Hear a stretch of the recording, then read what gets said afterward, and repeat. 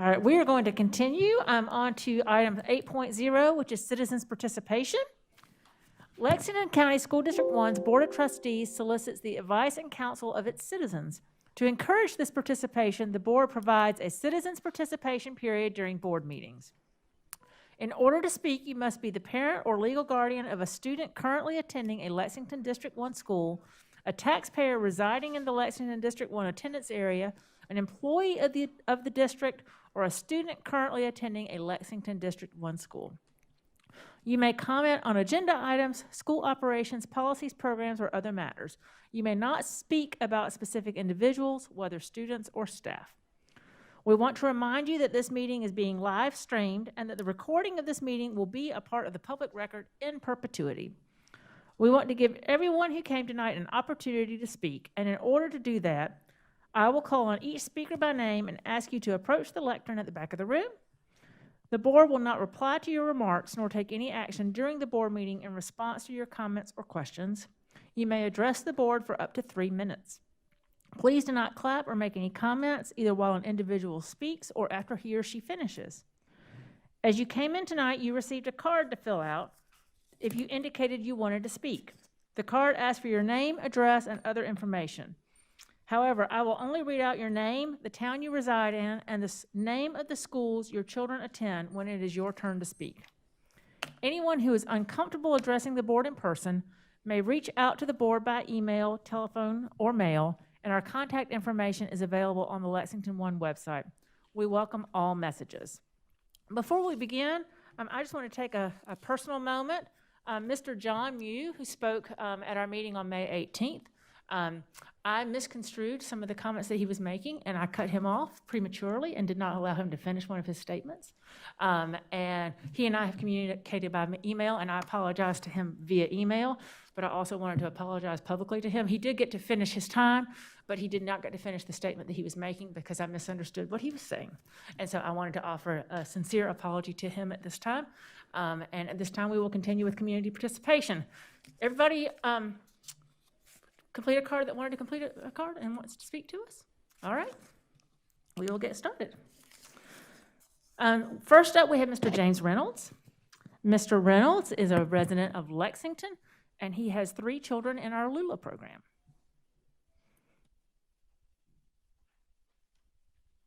I'd like to start my time by just saying a couple things to let everybody be aware of some things I've become aware of lately.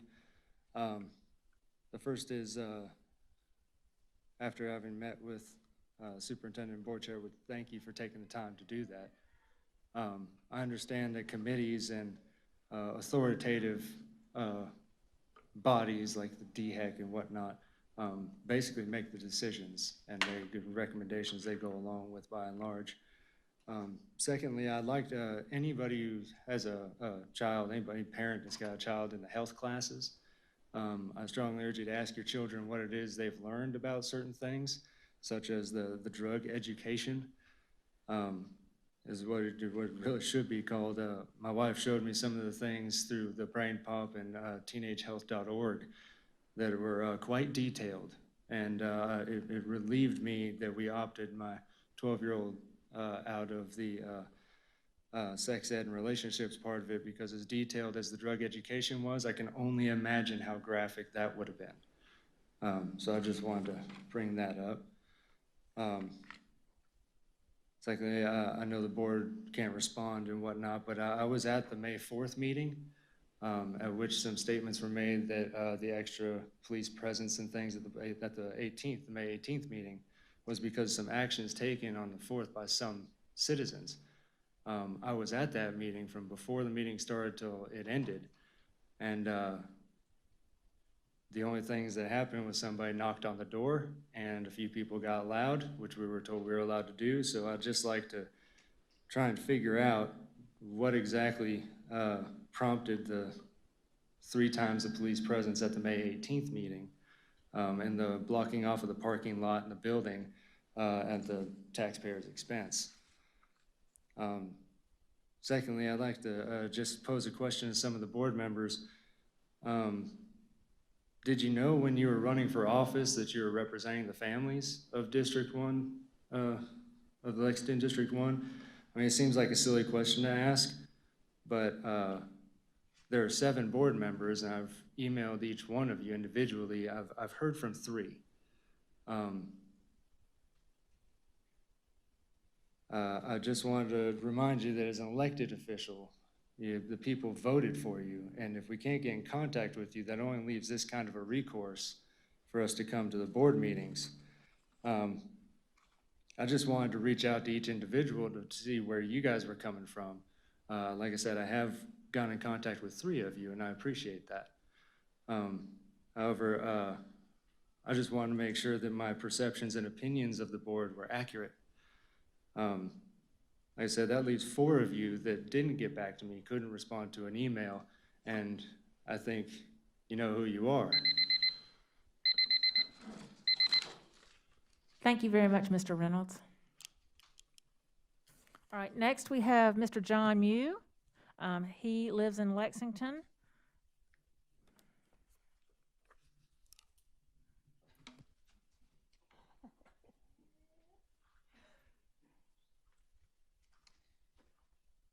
Ms. Green, thank you for your apology, and I appreciate the openness about it. This is a great example of how the school board should follow its own policy and procedures without prejudice. In fact, that's exactly what I want to speak to you about tonight. At the last meeting, the board spent time in open dialogue about adding to the agenda, and honestly, that was a breath of fresh air. I truly appreciate the experience, seeing our elected officials discuss matters in open and vote in a way that we, the people, could see you. The unfortunate part was the citizen did appear to meet the standard laid out in the school board policy and procedures to be added to the agenda. However, the board discussed the matter for more than the 10 minutes that the citizens sought for their time to be added to the agenda. During the discussion, a board member even affirmed that the policies and procedures are in conflict and do not reflect the current situations. In light of that, the board voted to turn down a citizen who appeared to meet the guidelines from being added to the agenda. The person who writes the contract has the greater duty to ensure everything is spelled out in clarity. If not, then the gray area is typically sided with the person who signed the contract versus the one who wrote it. We, the people, are those who signed the contract with the Lexington One School Board. We, the people, are owed more transparency in the school district. It would appear that the current board chooses to apply policy and procedures when it best suits the board versus the citizens. Additionally, does the board intend to address the conflicts within the district's policies and procedures? Or shall we continue to chase our tails with the games that are being played? I hope that this board will address these conflicts within the policy and procedures to ensure its own compliance in the future. The direction of this school board needs to change, either at the ballot box or in the way that the board communicates and handles community involvement. Our change to make the school district better begins with we, the people. Our future is much brighter with inclusive involvement of parents, students, and all community members. I hope that this school board will listen to those who are speaking out on issues that have real impacts on our children and do something. We, the people, will not just go away. We are committed to real change and real accountability from this school board and superintendent. Thank you. Thank you, Mr. Mew, and your very cute assistant. Next, we have Miss Debbie Hine. She lives in Lexington and has students that attend Lexington High School.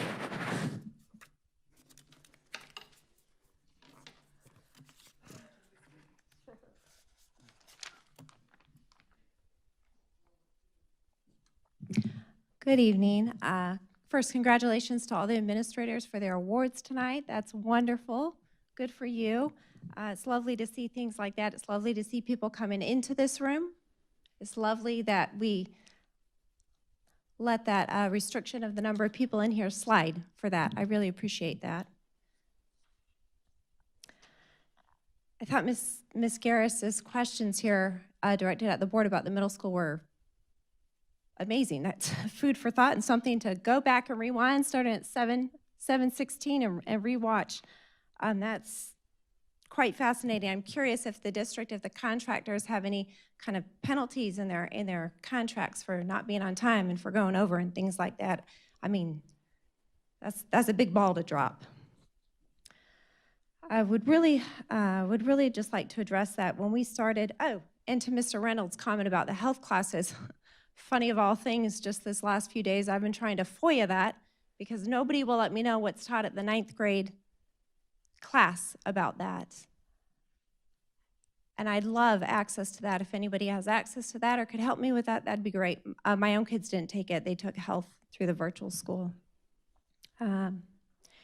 Anyway, one thing I really wanted to address tonight, my only thoughts were that I'm sure you're aware of the COVID tracker that the district has, and on May 11th at 5 p.m., that's when Governor McMaster signed the executive order making masks optional in schools, and then the state immediately rescinded their order, so there is no masking policy in the district, and I still cannot get an answer about graduation from Mr. Little, if that is required at graduation, which it certainly should not be. That would be illegal to require that.